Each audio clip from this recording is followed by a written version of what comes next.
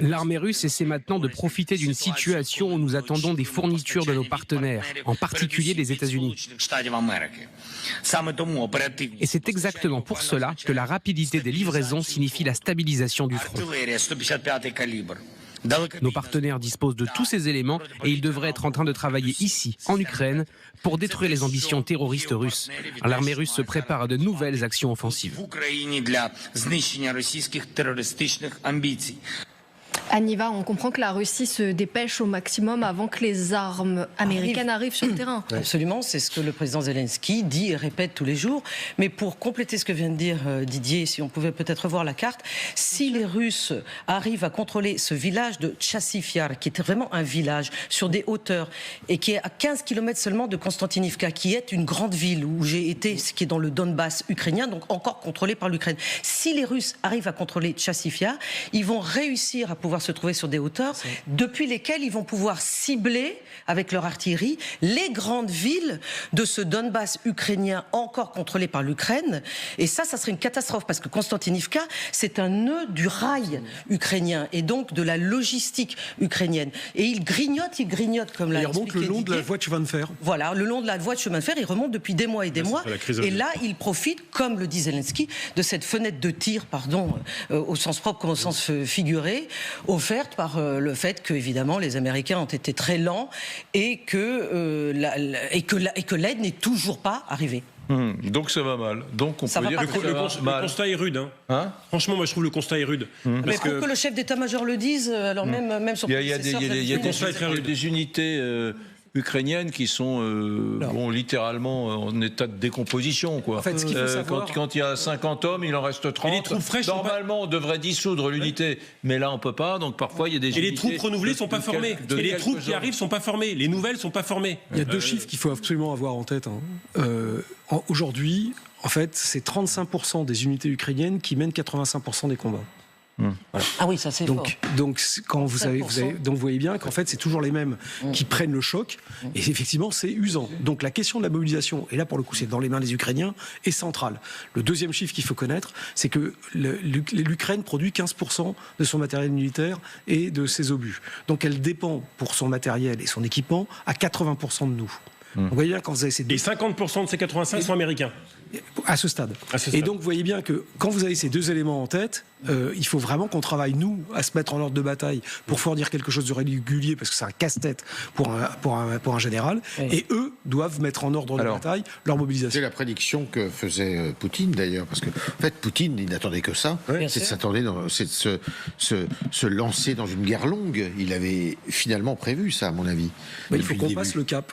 Et avec son économie de guerre, avec en plus si j'ai bien compris, une offensive qu'on nous promet pour dans quelques semaines, où la météo risque de le favoriser d'ailleurs de ce point de vue, parce que la météo va changer. Et donc, les Ukrainiens, ça va être très compliqué. Ouais. Alors, ce qui est intéressant, on a regardé avec Émilie la télévision russe. Alors maintenant, on est passé dans le camp des gentils, quoi. Voilà des reporters qui ont des casques avec marqué presse, des journalistes de guerre russes qui vous expliquent que dans les villes reprises aux Ukrainiens, eh bien, il faut déminer. On démine parce que ces mines mettent en péril les populations civiles, les casques bleus, quoi. Les enfants, etc. Les Russes sont devenus finalement des casques bleus, comme vous le dites très bien. Regardez ce petit extrait d'un reportage diffusé tout fraîchement à la télévision russe. Ça va te faire.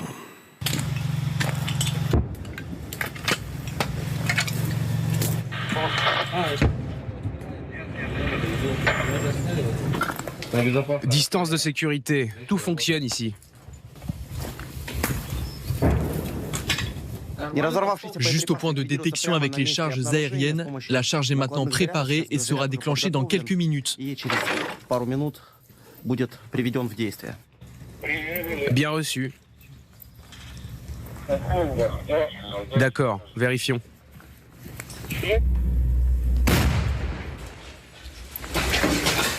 Ждем пока. Все, проверяем.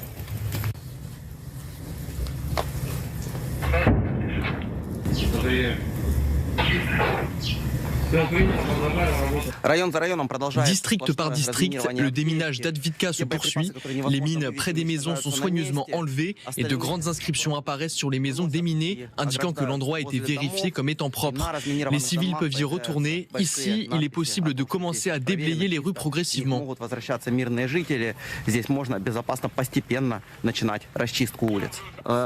En fait, ici, des objets explosifs non explosés ont été désamorcés. Environ 17 grenades ont été trouvées dans cette rue. D'après les données, Avdiivka a été débarrassé des objets explosifs sur 50% de son territoire. Autrement dit, il reste encore beaucoup de travail à faire, mais lentement. Mais d'abord, les routes, c'est-à-dire les voies de circulation. Ensuite, le secteur résidentiel privé, parce que les gens doivent se sentir calmes et confiants. Alors, Aniva, on rappelle que là, ce sont des images qui ont été tournées à Avdiivka, cette ville dont les Russes se sont emparés il y a 2 mois. Oui, c'est ça. Et là, aujourd'hui, ils expliquent qu'ils déminent la ville. Oui, tout à fait. Mais là, je trouve qu'il y avait un peu un amalgame entre... Voilà, lui, c'est un journaliste de la télévision russe. On voit bien, il parle à son téléphone, là, avec une perche. Et moi, son discours ne me convient pas. Enfin, c'est-à-dire, pour moi, c'est pas du journalisme. Quand il dit, voilà, il fait un commentaire politique pour dire, voilà, maintenant, nous sommes là et les civils peuvent commencer à revenir. Alors qu'ensuite, quand il interviewe un militaire, le militaire, il est dans son rôle de dire, voilà, nous avons déminé, il donne des chiffres, etc., etc. Mais je le dis, je le répète, ce genre de reportage, il y en a toute la journée à la télévision russe. Il y a soit ça, soit du divertissement, des chansons. Voilà, c'est tout. Voilà. Il n'y a que ça. Et je disais aussi hors antenne qu'il y a très peu de femmes reporters sur le terrain en Russie, alors que chez nous, absolument, il y en a beaucoup plus. Alors, Dieu merci. On installe ce discours, bien évidemment, vous l'avez compris, on installe ce discours. Ce discours, c'est regarder à quel point nous, Russes, soldats russes, armée russe, nous sommes pétris de questions humanitaires. Nous nous occupons de déminer cette ville qui a été minée par les Ukrainiens lorsque nous avons pris la ville. Et puis, il y a aussi ce discours qui confine à dire que c'est une situation épouvantable sur le plan tactique, stratégique et militaire pour les Ukrainiens. Écoutez ce qu'a dit Dmitri Peskov, comme ça, sur un ton badin, sur la situation militaire des Ukrainiens. Il n'est peut-être pas judicieux que j'en parle, car il s'agit toujours du déroulement d'une opération militaire spéciale, dont nos militaires devraient parler. Mais nous avons tous des amis. Oui, des amis de longue date, des parents qui se battent au front.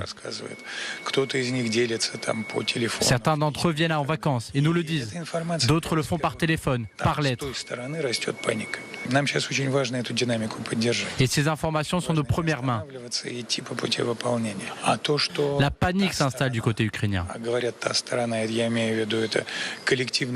Il est très important pour nous de maintenir cet élan. Il est très important de ne pas s'arrêter et de continuer sur la voie de l'accomplissement. Renaud Pila, la panique s'installe côté ukrainien, dit le porte-parole du Kremlin. Tous les retours qu'on a des gens qui sont allés en Ukraine il y a quelques jours, ou des Ukrainiens, démente totalement ce sentiment de panique. Déjà, entre parenthèses, les nouvelles, il est vraiment gonflé, Peskov, une fois de plus, parce que les nouvelles qu'il a de par des proches, des amis, en tout cas, c'est pas par son fils. Vous vous souvenez, le fils Peskov, Je ne vais pas aller sur le front, je me fais pistonner, enfin, vous savez à qui vous allez affaire, donc c'est pas par son fils qu'il a des nouvelles du front. Fin de la parenthèse. Mais non, il n'y a pas de sentiment de panique. Et justement, tout ce... mais pas une panique. Exactement. Tout ce qu'on lit sur les Ukrainiens en ce moment, que ce soit sur le front ou à l'arrière, c'est le courage, l'inquiétude, bien sûr, une grande dignité. Moi, je les trouve quand même...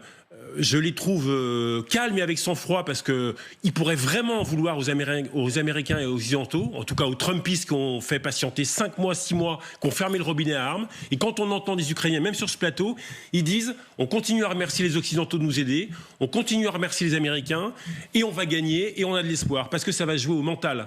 Il reste enfin, en gros, le compte à rebours, c'est 2 mois, juillet, août. C'est au mental que ça va se gagner. Si jamais il y avait de la panique, ils ont perdu. Et c'est vraiment pas ce qui se passe en Ukraine.